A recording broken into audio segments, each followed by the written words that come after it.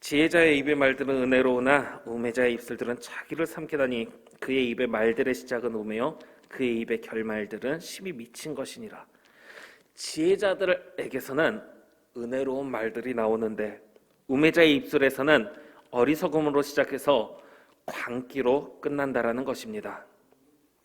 에베소서 4장 29절 말씀을 보면 사도 바울은 무릇 더러운 말은 너희 입 밖에도 내지 말고 오직 덕을 세우는 데 소용되는 대로 선한 말을 하여 듣는 자들에게 은혜를 끼치게 하라 하였고, 또한 골로새서 4장 6절 말씀에 너희 말을 항상 은혜 가운데에서 소금으로 맛을 낸과 같이 하라 권면했습니다. 사랑하는 우리 성도 여러분, 우리의 말은 항상 은혜로워야 합니다. 어리석은 말을 하다가 사람들의 비난과 조롱을 받게 되는 것이 아니라 듣는 자들에게 덕을 끼치는 말들을 해야 하는 것입니다. 그러면 어떻게 해야 은혜로운 말을 할 수 있습니까?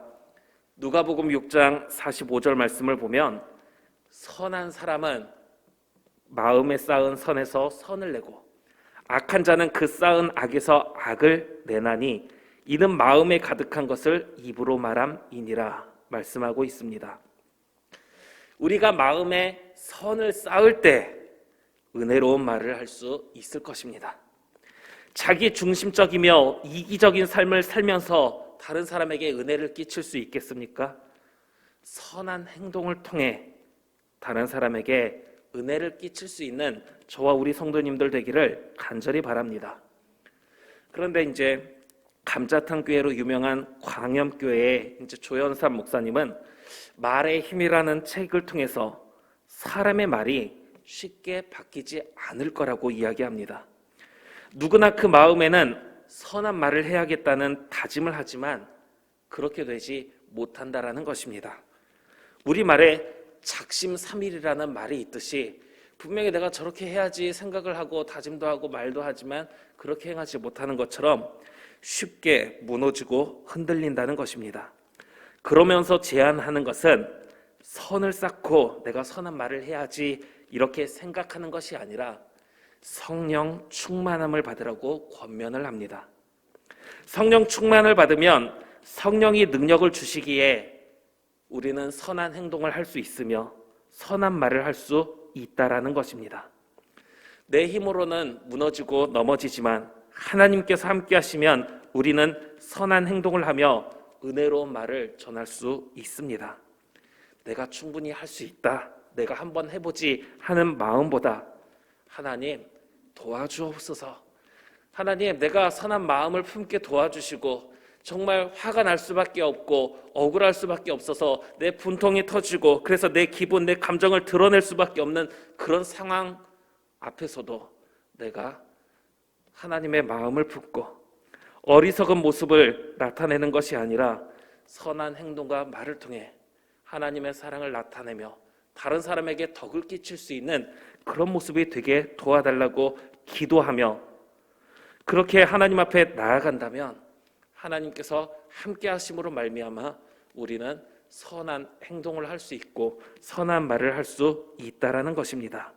사랑하는 우리 성도 여러분, 하나님 앞에 기도하는 이 시간 우리 또한 성령의 충만함을 간구할 수 있기를 소망합니다.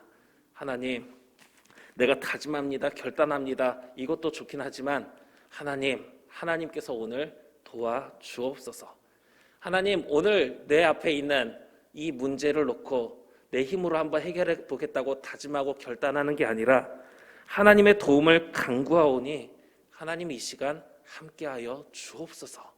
하나님의 도움을 간구하며 성령의 충만함, 성령의 지배하심을 받아서 내치기, 어리석음이 아닌 선한 행동으로 은혜를 나타내는 삶을 살아갈 수 있는 저와 우리 성도님들 될 수 있기를 간절히 빌고 원합니다.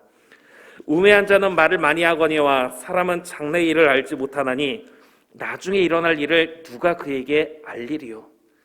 어리석은 말로 시작해서 광기로 끝나는 우매한 자에 대해 계속해서 덧붙여 이야기하고 있는 것입니다. 우매한 자는 말을 많이 한다. 그러나 그 많은 말에 사람의 장래를 알고서 해주는 말은 없다라는 것입니다.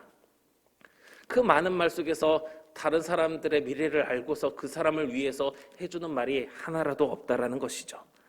고린도전서 4장 20절 말씀을 보면 바울은 하나님의 나라는 말에 있지 아니하고 오직 능력에 있음이라 말하였습니다. 요셉이 바로의 꿈을 해석하며 다니엘이 느부갓네살 왕의 꿈을 해석하여 앞으로 일어날 일에 대해 말해준 것처럼 성령의 충만함으로 하나님께서 주시는 말씀을 선포하고 그 말씀대로 이루어지는 놀라운 역사를 보게 되는 저와 우리 성도님들 되기를 간절히 바랍니다. 하나님께서 주시는 은혜로 그 사람에게 되어질 일들을 말하며 그 일들이 나타나는 그 역사를 우리가 보여주어야 한다는 것이죠. 우매한 자들의 수고는 자신을 피곤하게 할 뿐이라 그들은 성읍에 들어갈 줄도 알지 못함이니라. 실속 없이 그 사람의 미래에 대해 알지도 못하고 그냥 말만 많이 하는 것은 자신을 수고롭게 만든다는 것입니다. 욥의 친구들이 고통당하는 욥을 위로하고자 찾아왔지만 자기들의 어리석은 생각에 매여서 도리어 욥을 정죄하며 잘못된 것으로 욥에게 조언을 하였습니다. 억울한 욥은 그 말을 듣지 않았고 또 친구들은 욥이 자신들의 말을 듣지 않는다고 하여 욥과 친구들 사이에 논쟁이 생겼습니다. 셋이 번갈아가며 욥을 나무랐고 그렇게 자신들의 어리석음을 깨닫지 못한 채 한참을 논쟁하다가 결국 하나님께 너희가 나를 가리켜 말한 것이 내 종 욥의 말같이 옳지 못함이라는 말씀을 듣게 되었습니다.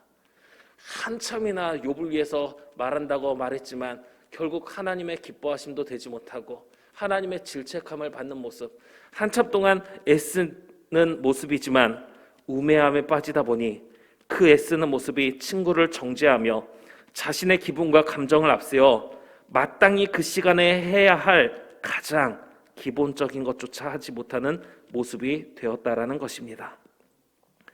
과거에 젊어서 고생은 사서 한다라고도 했습니다.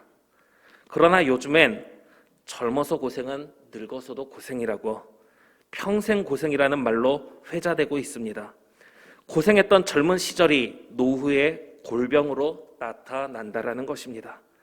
자신을 피곤하게 하며 자신의 몸을 망가뜨리며 기본적인 것조차 할 수 없는 모습으로 만드는 것이 아니라 우리의 하는 모든 말과 행동, 모든 사역은 자신의 건강을 지킬 뿐만이 아니라 은혜로운 말로 다른 사람에게 덕을 끼치며 그렇게 자신도 다른 사람도 기쁨이 넘치는 모습이 될 수 있어야 하는 것입니다.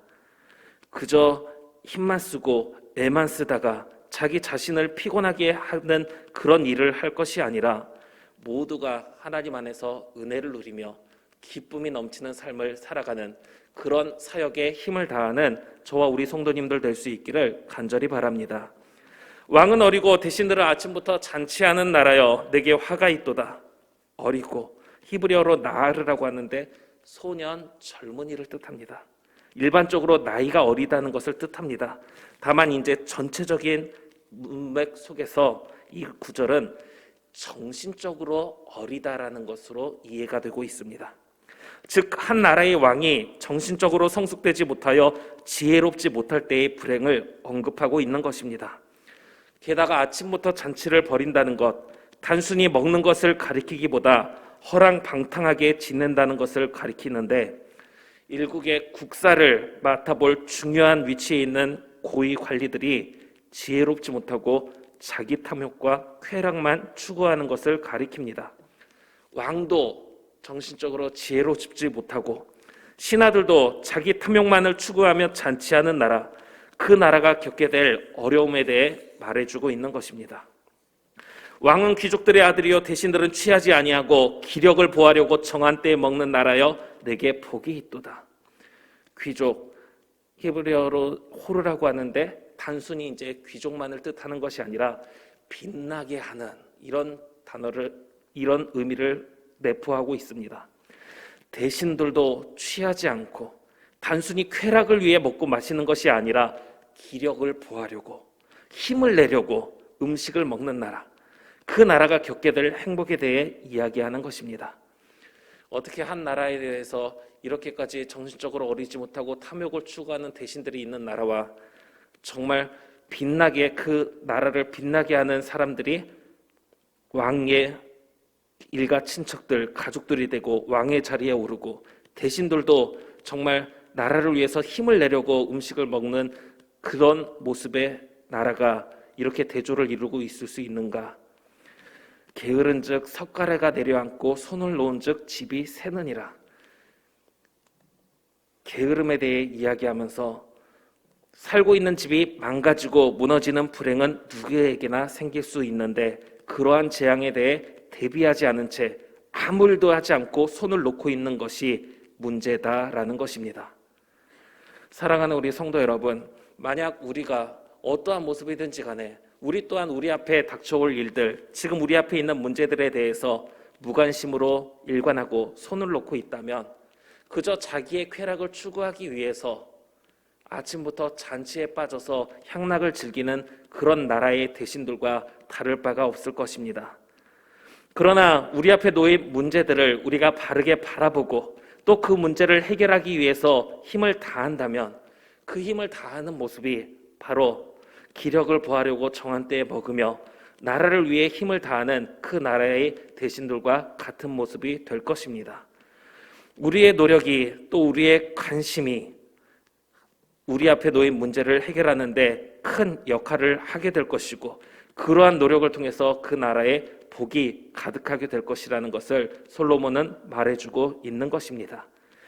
적은 지혜를 난처하게 만드는 그런 게으름과 같은 모습을 우리가 나타내지 말고 약해지지도 말고 믿음 안에 굳건히 서서 우리 앞에 놓인 문제들을 놓고 해결하는데 그 문제를 내가 해결할 수 없다면 하나님의 도움을 간구해서 성령의 충만함으로 그 문제를 해결하여 우리 앞에 있는 모든 문제가 해결이 되고 또 하나님께서 주시는 은혜만이 넘치는 삶을 살아가는 그런 복된 삶을 살아가는 저와 우리 모든 성도님들 될 수 있기를 간절히 빌고 원합니다.